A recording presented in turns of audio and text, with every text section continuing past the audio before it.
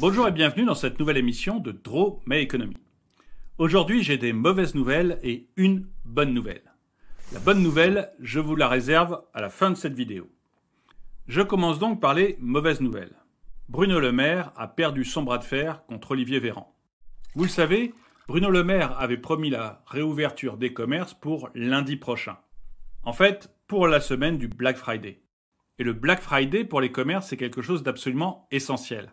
C'est une semaine qui commence le lundi et qui monte en puissance jusqu'au vendredi. Et pour faire une comparaison, que vous voyez l'importance de cette semaine, la semaine du Black Friday, c'est un chiffre équivalent à celui de Noël. Donc louper le Black Friday, pour des retailers, c'est synonyme de mettre la clé sous la porte. Et c'est probablement ce qui va arriver pour beaucoup de monde. Parce que le porte-parole du gouvernement, hier, nous a dit, et alors je le cite, « On n'en est pas du tout au déconfinement. On en est même loin. On en est à une adaptation éventuelle du confinement à partir du 1er décembre. » Et cette déclaration du porte-parole du gouvernement, elle fait suite au Conseil de défense, pendant lequel Emmanuel Macron a dit au ministre d'être un peu moins optimiste et un peu moins confiant. Il faut dire que les chiffres de la santé sont plutôt meilleurs. Il y a moins d'hospitalisations, moins de réanimations, moins de morts. Mais si je voulais être ironique, je dirais que si on mettait chaque Français dans une petite pièce de 9 mètres carrés avec des gardiens dans les couloirs, le nombre d'hospitalisations, de réanimations et de morts chuterait de manière drastique. Et on doit se poser une question. Est-ce que l'on veut finalement être en santé ou est-ce qu'on veut être libre ? Pour moi, en tout cas, la liberté est supérieure à la santé. Et d'ailleurs, notre devise, c'est pas santé, égalité et fraternité. En fait, il y a une vraie question à se poser. Est-ce que le but de la société, c'est de sauver des gens qui ont dépassé l'âge de l'espérance de vie ? Parce qu'il faut rappeler les chiffres.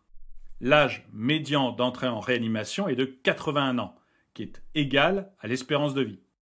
90% des gens qui sont en réanimation à cause du Covid ont un facteur de comorbidité. Donc, est-ce que notre but, c'est de sauver toutes ces personnes, quoi qu'il en coûte, c'est-à-dire même au prix des jeunes qui rentrent dans la pauvreté et qui ne s'en relèveront pas ? Est-ce que l'on va sacrifier finalement la jeunesse pour la vieillesse ? C'est une véritable question de société. Alors je sais que c'est très dur quand on le dit comme ça, mais il y a une phrase américaine que j'aime beaucoup. I don't care about your feelings, I want facts. Je me fiche de vos sentiments, ce que j'aime, c'est les faits. Et les faits, ils sont terribles. Le nombre de chômeurs va augmenter d'1 million cette année et 1 autre million l'année prochaine. 1 million qui sont dus aux plans sociaux qu'on apprend maintenant quotidiennement, et 1 autre million qui va être dû à la nouvelle classe d'âge, aux jeunes, qui arrivent sur le marché du travail dans une période de Covid-19 où les entreprises ne recrutent pas. Les chiffres, c'est aussi 1 million de pauvres en plus à cause du premier confinement. Et ça, ce sont des chiffres officiels. Les chiffres, c'est aussi plus 30% de personnes à la soupe populaire. Les chiffres, ce sont ceux du secours populaire qui disent que 45% des gens qui ont reçu de l'aide du secours populaire n'étaient pas connus de leur service jusqu'ici. Les chiffres, ce sont ceux évoqués hier soir par le gouvernement qui parlent d'un nombre de dépressions de plus en plus important.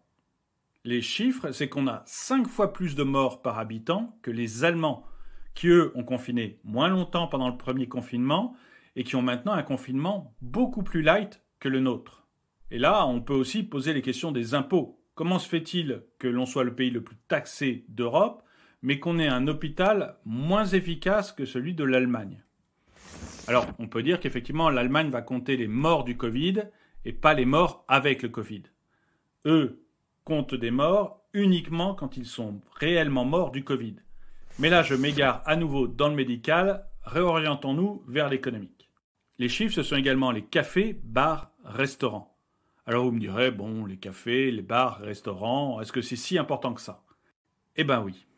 En fait, les cafés, bars, restaurants, c'est 206 000 établissements. C'est 84 milliards d'euros de chiffre d'affaires. C'est 8% du PIB français. Et c'est surtout 1 million d'emplois.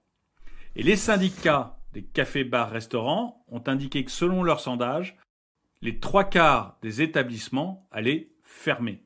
Ça fait quand même 750 000 personnes qui risquent de se retrouver au chômage. Et quand on a demandé hier à Bruno Le Maire si au 1er février il serait réouvert, le ministre a quand même répondu « je le souhaite ».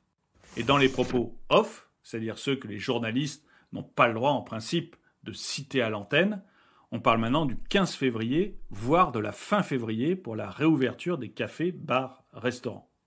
En fait, la situation est tellement catastrophique pour ces établissements que Bruno Le Maire parle maintenant de les indemniser en pourcentage de la perte de leur chiffre d'affaires.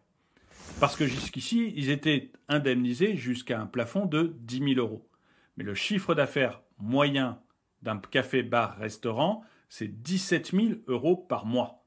Donc, l'indemnisation de l'État ne suffisait pas à maintenir ces commerces en vie. Mais ouvrir comme ça les cordons de la bourse, ça a aussi un coût. Le budget que l'Assemblée nationale va commencer à étudier est déjà caduc. C'est-à-dire qu'on sait que l'on va voter un budget qui est complètement faux et qu'il faudra le revoir en janvier. C'est pas la faute des députés, la Constitution nous oblige à le faire.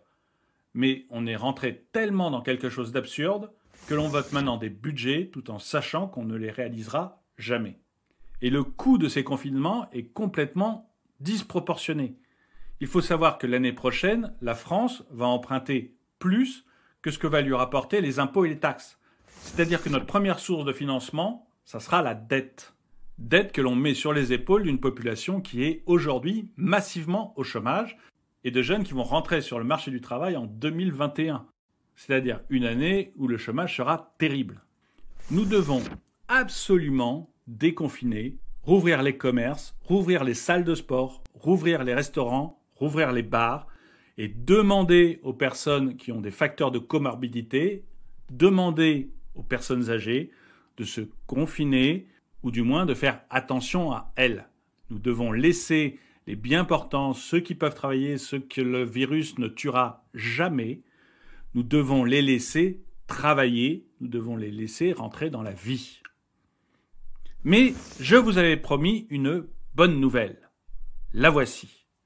Hier, le gouvernement nous a dit que nous pourrions acheter nos sapins de Noël à partir de vendredi. Mauvaise nouvelle, les fleuristes sont fermés.